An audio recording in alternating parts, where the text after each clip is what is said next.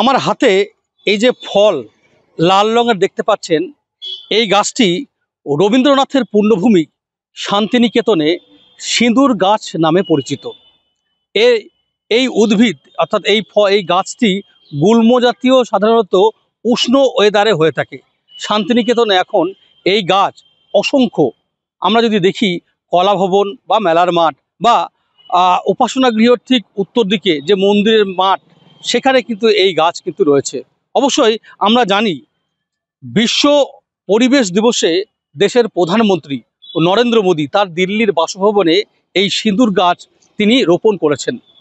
এই গাছটির বিজ্ঞানসম্মত নাম হচ্ছে বিক্সা ওরেলানা, যেটি ইংরেজিতে বলা হচ্ছে আন্নাটো বা লিপস্টিক ট্রি। অবশ্যই এই আন্নাটো বা লিপস্টিক ট্রি বা সিঁদুর গাছ, এই গাছ থেকেই মূলত তৈরি হয় বিশেষ করে সিঁদুর, যেটা ভারতীয় মহিলারা, বিশেষ করে হিন্দু ধর্মের মহিলারা, তারা কিন্তু সেই সিঁদুর ব্যবহার করে থাকেন। সিঁদুর সিঁদুর ফল, এটা ফুলও হয়। এর এই সিঁদুরটা অ্যাকচুয়ালি ন্যাচারাল ফল থেকে হয়। ইভেন বাজারে যেটা পাওয়া যায় সেটা, ইভেন এটা খাবারেও ইউজ করে, বিভিন্ন খাবার টাবারেও দেয় ফুটে। তারপর এটা অ্যাকচুয়ালি মারোয়ারিরা খুবই ইউজ করে এরা। এটা হয়তো অনেক জনেরা জানেন না, ঠিক আছে। এটা ন্যাচারালি আমিও বাবার কাছ থেকে জেনেছিলাম। আমাদের একটা আশ্রম আছে, সেই আশ্রমে বাবা ইউজ করতো, মা কালীর চরণে দিত। বিশেষত এটা গুরুদেবের কালেকশন, রবীন্দ্রনাথ ঠাকুর উনি কোনো জায়গা থেকে এনে আমাদের এই আশ্রম চত্বরে লাগিয়েছিলেন। তার আজ রূপরেখা।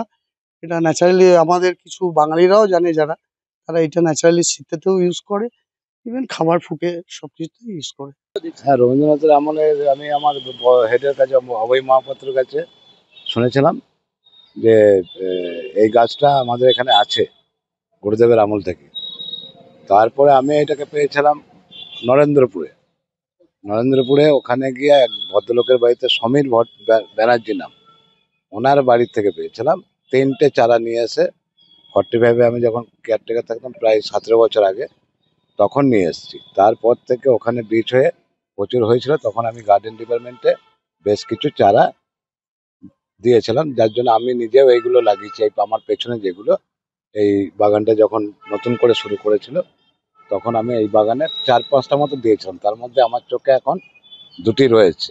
এখানে প্রচুর জল জমে। আমরা জানি যে এটা একটা কলাভণ্ডারের গাছ আছে, যে গাছটা 30 বছর ধরে আমরা দেখছি। এটা গাছটার নামে সিঁদুর গাছ। এটা গাছের ফুলটা দেখতে খুব ভালো লাগে আমাদের।